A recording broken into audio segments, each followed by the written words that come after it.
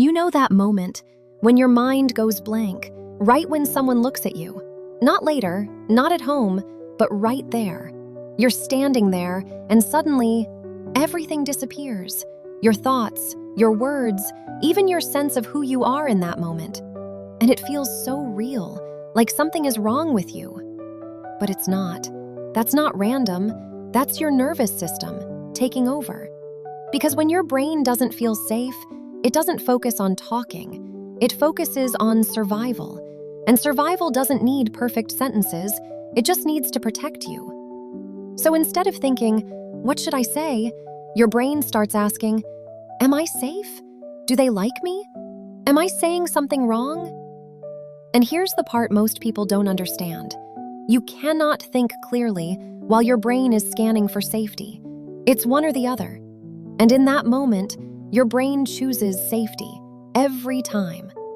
That's why your thoughts disappear.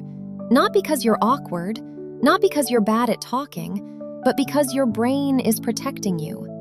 And if you've ever had that feeling, that strange frustration of thinking, I know I can think, just not right now. This is why. And for me, this changed everything.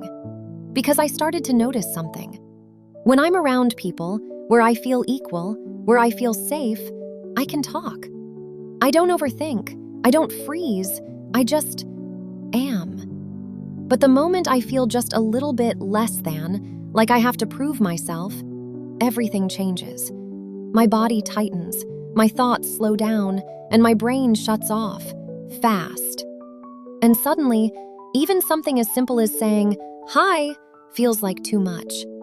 And that's the part that can be really hard to explain to others, because from the outside, it can look like nothing. But on the inside, it feels like pressure, like you're being watched, like you have to get it right.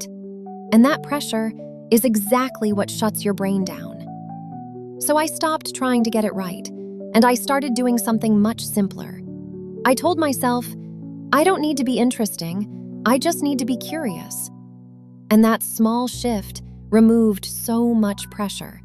Because now, I didn't have to perform. I just had to notice the other person. And when my mind still goes blank, I don't panic. I go simple. I say, what about you? How has your week been? How did you end up here? Not perfect questions, just simple ones. Because the goal is not to impress. The goal is to keep the conversation alive. And here's something else that really matters. You don't have to carry the conversation. You are two people, not a performance. And yes, some people enjoy talking about themselves, but maybe you don't. Maybe you feel more comfortable listening. Maybe you actually prefer to stay a bit in the background. And that's okay, because you don't have to be the one sharing everything. You can let the other person talk. You can stay curious. And just being present is already enough. Because a good conversation is not about performing, it's about connection. And something really interesting starts to happen over time. Your nervous system begins to learn, this is safe. Nothing bad happened, you're still okay. And slowly, your brain doesn't need to shut down anymore. It stays with you. And when that happens, you don't just get better at small talk, you start feeling more like yourself around other people. And that changes everything. So if this feels like you, you're not broken.